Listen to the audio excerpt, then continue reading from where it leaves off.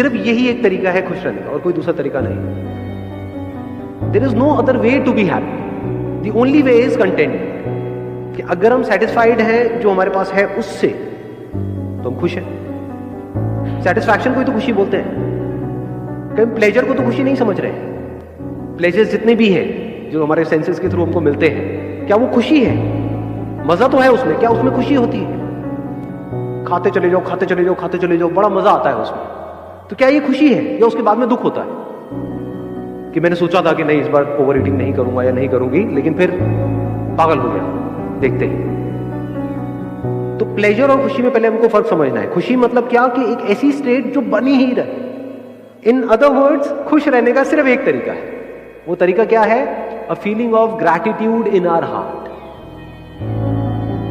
A feeling of thankfulness दिल में, ऊपर ऊपर से बोलने के लिए नहीं, दिखाने के लिए। एक्चुअल में you will start feeling good, your mind will be relaxed immediately, instantly. Mind की प्रॉब्लम पता है क्या है कि अगर आपकी लाइफ में सब कुछ परफेक्ट भी हो रहा है, लेकिन अगर एक कहीं पर कोई गलत थॉट आ जाए, सिर्फ एक, ये क्या होगा? उसके बाद क्या होता है? ये बात आप देख पा रहे हैं? अपनी लाइफ से रिलेट करना, अपने माइंड से रिलेट करना।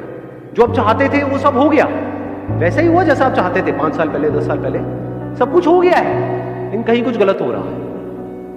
माइंड वहीं पर अटका पड़ा है। जो हजारों लाखों चीजें सही हो रही है वहां पर हमारा ध्यान नहीं है। माइंड की यही प्रॉब्लम है।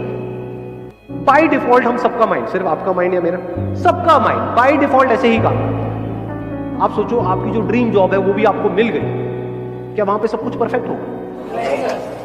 आपके पास क्या है?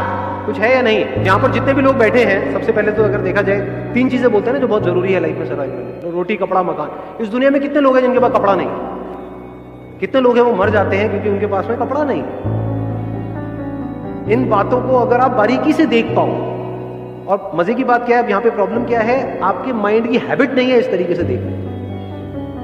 माइंड की डिफॉल्ट सेटिंग कुछ और ही है। डिफॉल्ट सेटिंग है माइंड की यहां भागने की, आपको यहां आना पड़ेगा, खुशी यहां है, वहां तो है ही नहीं। माइंड की डिफॉल्ट सेटिंग क्या है? ये हो गया तो, ये नहीं हुआ तो, ये क्यों हो रहा है, मेरे साथ ही ऐसा क्यों हो रहा है। माइंड की डिफॉल्ट सेटिंग यही नहीं है। यहां पे खुशी है। रिलेशनशिप में हो तो प्यार का मतलब क्या?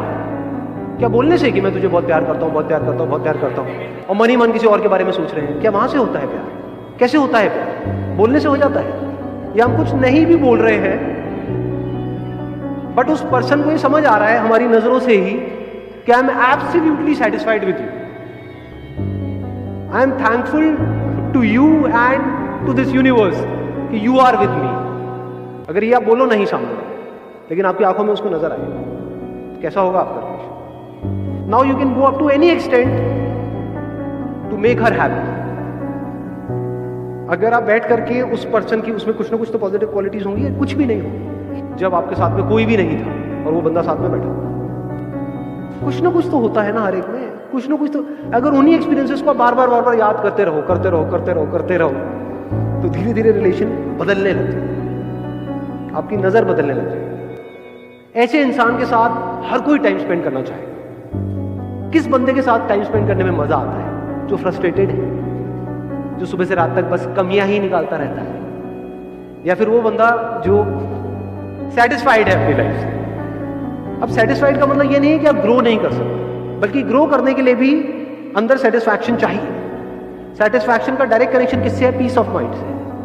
किसी काम को आप पीसफुली करो तो उसमें ज्यादा सक्सेसफुल हो पाओगे, या इरिटेट होकर के, फ्रस्ट्रेट होकर के, फड़फड़ा करके, बौखला करके, तब ज्यादा अच्छे डिसीजंस ले पाओगे। पीस ऑफ माइंड से। कि सॉफ्टवेयर को चेंज कैसे, तो चेंज कैसे होगा ये सॉफ्टवेयर? लगाओ थोड़ा सा दिमाग, लिखना पड़ेगा। जिस भी चीज को हम लिख देते हैं और लिखते रहते हैं, लिखते रहते हैं, लिखते रहते हैं, तो क्या होता है? उसका इंपैक्ट ज्यादा होता है हमारी ब्रेन पे।